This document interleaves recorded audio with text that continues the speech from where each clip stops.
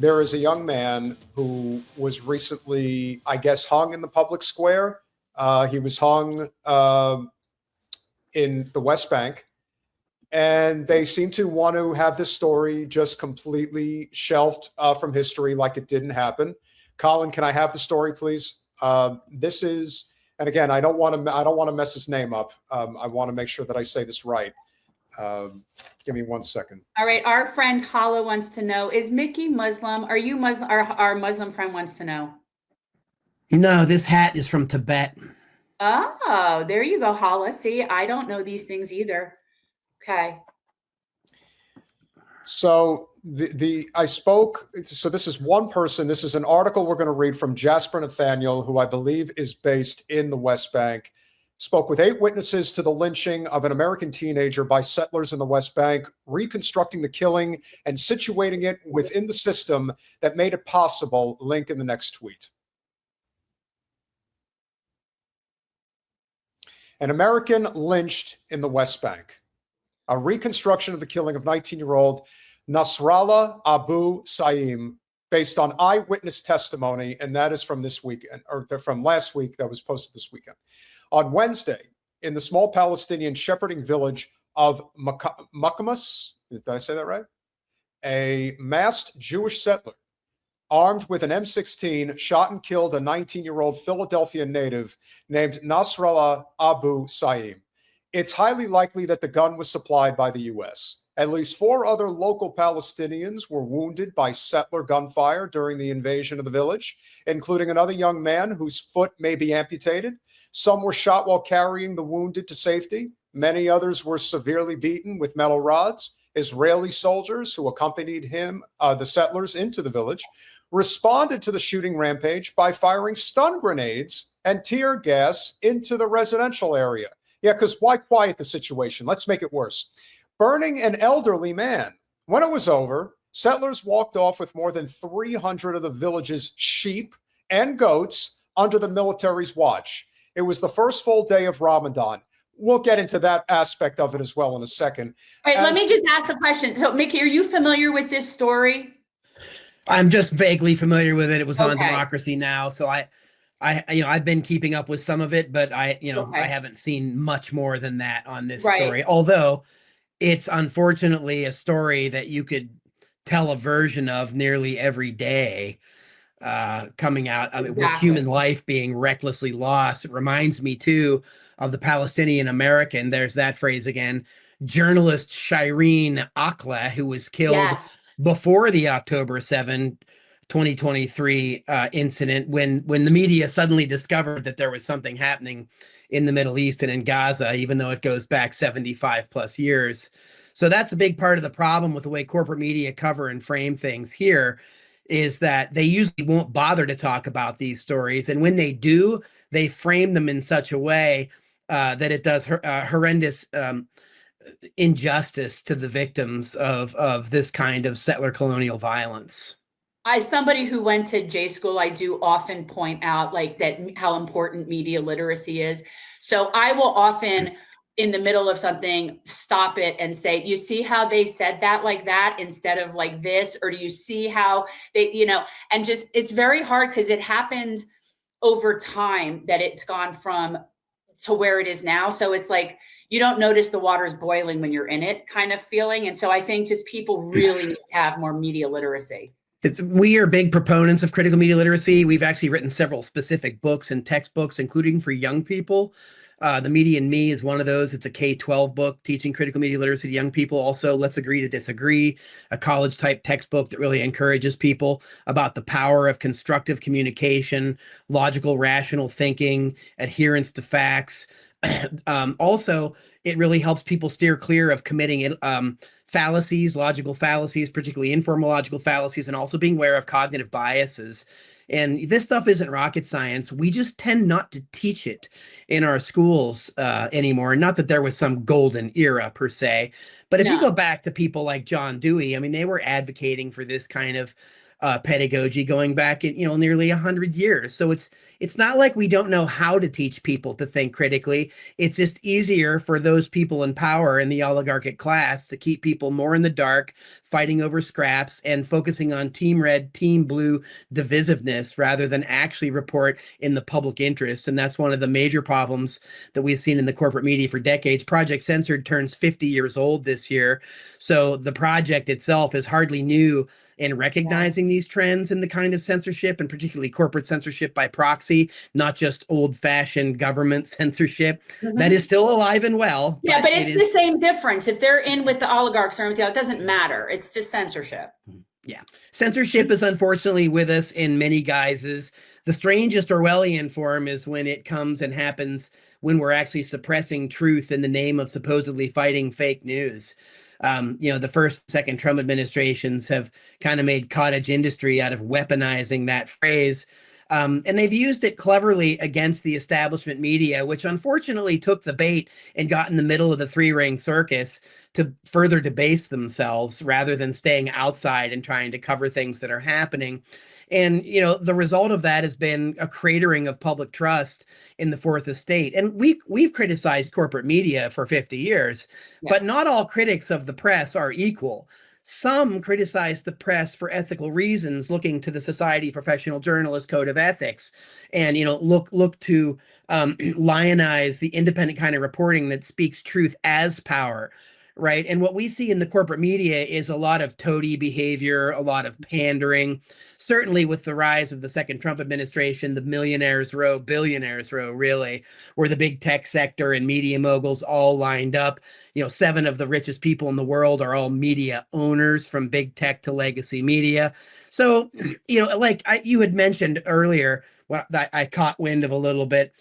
Censorship is pretty brazen these days. To not notice it makes one in a special category, but it's important to recognize the type and kinds of censorship that are happening, and particularly the type of stories that tend to be censored, like the story that you and Jen, you and Peter just brought forward moments ago. Yeah. We'll continue. That's why we do this. It riffs on the worthy and unworthy victims that comes out of Ed Herman and Noam Chomsky's propaganda model about who's worthy of coverage and what fits into that frame. And then, of course, the bigger question of what's left out of that Overton window that just many people in the United States never get to see. Yeah. We'll continue. 2 days after the attack, I spoke with 8 young men who had been there, several of them injured, some of those who carried Nasrallah to a car and drove him towards the hospital. Teenagers and men in their early 20s. At least one of them had braces. Nasrallah had them too. Not hardened fighters, students, farmers, and shepherds. They look exhausted. A few had fresh wounds on their faces. They startled at sudden noises, repeatedly springing up to peer out the window. I am protecting their identities. Retaliation in cases like these is common. In all likelihood, no one will be held accountable for this killing, but it is important to bear witness and to leave a record of what happened. What follows is a reconstruction based on the account of those 8 witnesses. To be clear, I did not obtain the settlers' version of events, though if I had their contact info, I certainly would have tried. The IDF did not respond to my request for comment. The testimony presented here is consistent with reporting in major Israeli and Palestinian outlets, available video evidence, and the patterns of state and settler violence that shape daily life in the West Bank. And in my own experience, there over the past several years, before turning to their account, I want to situate what happened within the broader system that produced it. Late last year, I wrote 2 pieces unpacking Israelis' machinery of annexation in its current form, based in part on the op-ed from a settler leader, an unusually candid testimony from within the Israeli military. The picture that emerged was of a system in which settler leaders and military officers work in close collaboration to map target areas for land seizure and establish illegal outposts under army protection, from which settlers launch pogroms, there's a word, on vulnerable Palestinian communities, often with military escorts, in an effort to terrorize them into leaving. Sometimes the pressure alone is enough. Over 80 rural Palestinian communities have been abandoned since October 7th. Other times, the military declares a closed. Colin? This is really long kind of op-ed kind of piece that I don't think is kind of getting. Let's see how much longer it is. Let's see how much longer it's really going all over, but getting to the point of the story. Colin, scroll. I need to know how long it is. Okay, it's a long story. So, yes, it's a whole op-ed. I don't know why we're doing an op-ed. I think we should just be talking about the story and not this person's opinion. No, but I think you get the crux of what's going on here, and this has been a common practice that has been going on for a very long time. First and foremost, as somebody who comes from the state of New Jersey and is well aware of the what is considered the land sell-off, events that take place in places like Englewood Cliffs and Tenafly, New Jersey, Los Angeles, obviously, and Beverly Hills. It's happened quite a few times. This is what ends up happening. They end up killing the people living on these properties, and then they start auctioning off the land so that they could come in and take it. It's one piece of violence begetting another piece of violence, and that is how the entire construct of the state of Israel has been mapped out since 1948, prior to, obviously, with the Rothschilds and everyone who brought it together. But make no mistake, anyone who is still under the illusion that this has anything to do with Hamas, so that it had anything to do with them in the first place, there's always going to be an excuse, just like there was ISIS, just like there was Saddam Hussein. There's always going to be some excuse for Western hegemony colonialism to take place. And so the great noticing, as we like to say, has been happening. But I also think it's fair to say at the same time that there is so much blood that is still being spilled, and people have sort of taken their eyes off of the prize, whether it's because we're now saber rattling with Iran, we've got the Epstein files, but at the same time, the genocide in Israel against the Palestinian people is still happening every day. And this is just one more example of that.